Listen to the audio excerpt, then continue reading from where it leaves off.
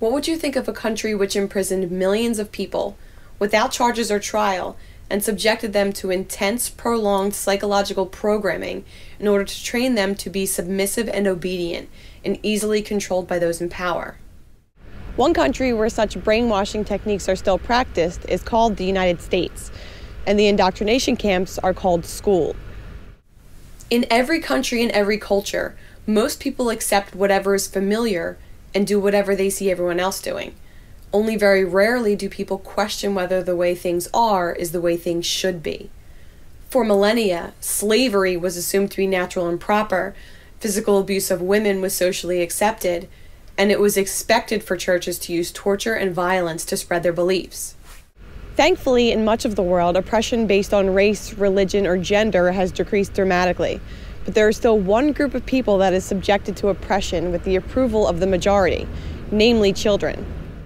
In the Western world, most people accept school as we know it as a legitimate and necessary institution. Every year, many millions of parents surrender their young children into the custody of institutions to undergo intense behavioral training.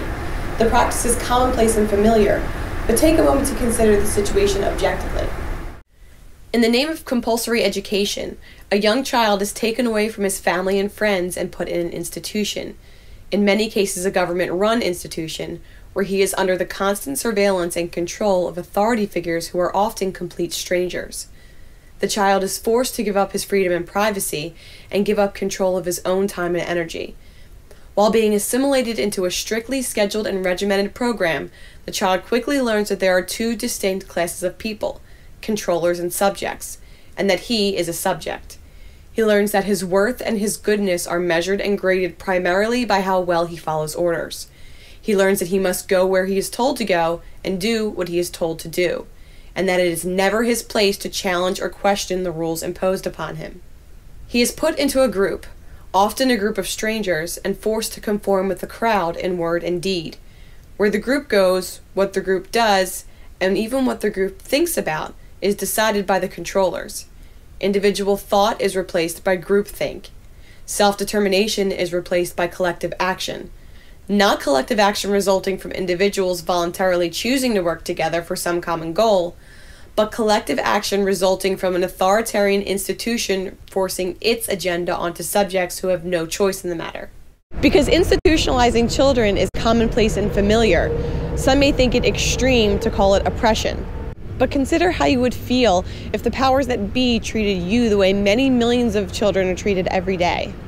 You are required to surrender yourself into the custody of an institution without trial or even the accusation that you did anything wrong.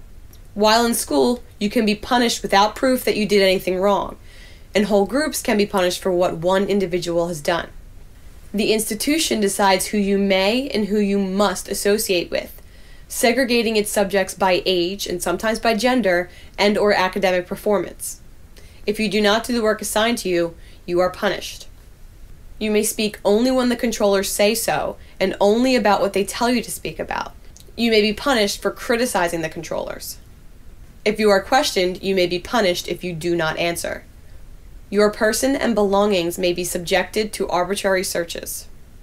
It cannot help but have an impact on one's view of the world and one's sense of right and wrong for someone to spend his most formative years essentially being incarcerated. If that term sounds extreme, consider a few of the ways in which school resembles prison. In the name of law, you are confined to a building for a period of time along with many other inmates. Whether it's called a prison count or taking attendance, you are regularly counted to make sure no inmate is missing. If one is, government agents may try to find the escapee and bring him in. Even on the inside, where you can be and when, is strictly regimented. Loud bells tell you when you must move to somewhere else. For a little time each day, you're allowed to go out to the prison yard for recess. But of course, you're still not allowed to leave the grounds. If you misbehave, you will be put in special housing or detention. And inmates often spend time watching the clock, eagerly awaiting the time when they are set free. Being stuck in such conditions, day after day, with no means of escape, often leads to frustration, depression, even violence. In this setting, where many strangers are forced to be together for a prolonged period of time, it is natural for bullying to occur, and for cliques or gangs to form, as those being held captive look for any way to feel powerful in a situation where they know that their lives are not their own. Of course, different schools have very different environments, some almost indistinguishable from violent prisons, others very safe and clean with friendly teachers who genuinely care about their students. But in almost all schools, children are learning things that have nothing to do with the subjects of their classes. For example, the setting of an authority figure lecturing a class trains children to look to an authority to tell them what is true and to tell them what is worth knowing, instead of thinking of truth as something the individual should seek and discover on his own. Students also learn that it is not up to them to solve problems, create solutions, or settle disputes, but that they should instead always look to an authority figure for such things. They learn that they are not in charge of their own lives, that obedience is their only duty, and that the people in charge will take care of everything else. What is often called education is, in reality, a perfect scale model of totalitarianism. And to spend one's most formative years in such an environment trains one to become accustomed to being treated this way, and to think of that situation as normal and acceptable. The purely artificial setting gives the students no practice, no experience, no training for living life as free individuals in charge of their own lives, but gives them plenty of practice, experience, and training for living life as the subjects of an authoritarian regime. And this is not coincidence. The entire Western education system was modeled after the Prussian indoctrination system, and those who designed that system openly admitted that their purpose was to create a population of easily controlled subjects who would blindly obey the ruling class. As one of the main architects of the Prussian system explained, the goal was to program students in such a way that they would have no will of their own, but would want only whatever those in control told them to want. This is what the American education system is modeled after, and sometimes the indoctrination is downright flagrant. Every day, millions of American school children who are too young to even understand the words they are saying are required to robotically swear undying allegiance to an authoritarian government and the symbol which represents it.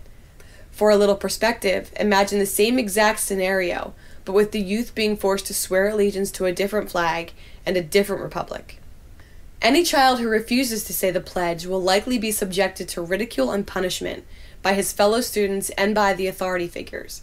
As a result of their prolonged ritualistic training, most Americans still do not want to see the Pledge of Allegiance for what it really is, nationalistic brainwashing. Incidentally, the pledge was written by Francis Bellamy, a nationalist and socialist, who pushed to have a flag in every classroom where children could swear allegiance to the Republic while performing what became known as the Bellamy Salute.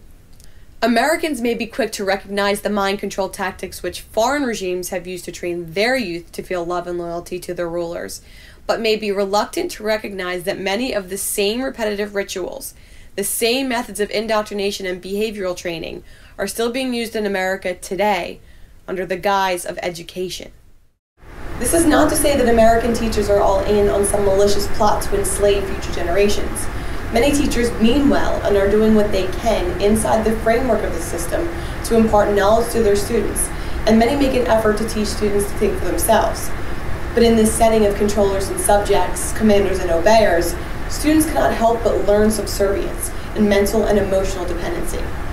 One of the most thorough descriptions of what Western education really teaches can be found in the works of John Taylor Gatto, who, after receiving the New York City Teacher of the Year Award 3 times and receiving the New York State Teacher of the Year Award, became one of the most outspoken critics of the current American education system.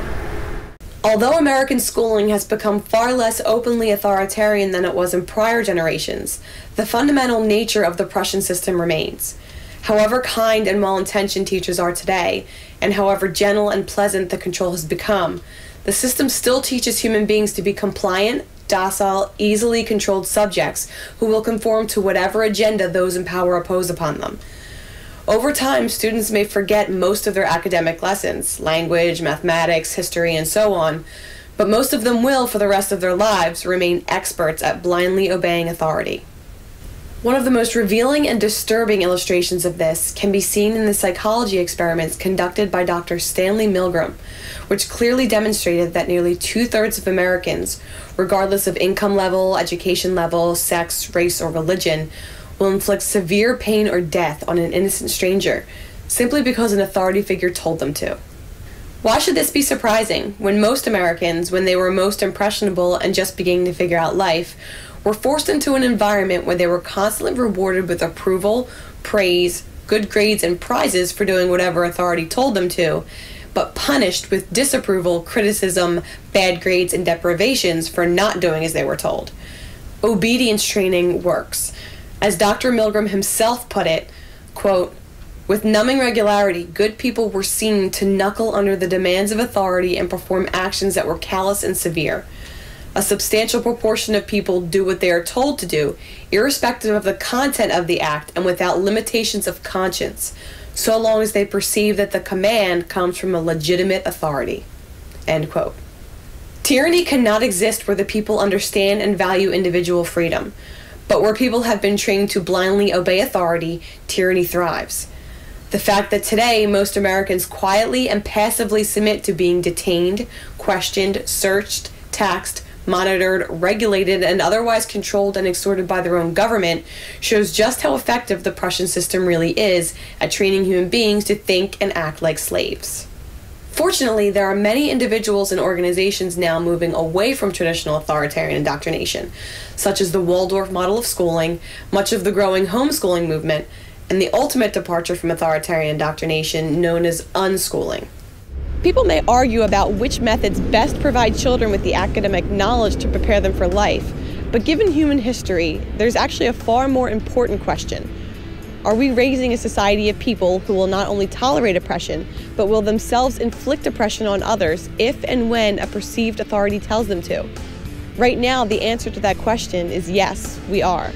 For that answer to change, parents need to start rethinking what is familiar and traditional when it comes to child rearing and education, and need to start considering the possibility that the road to creating a free, peaceful, and just society does not start with incarcerating all the children in authoritarian indoctrination camps.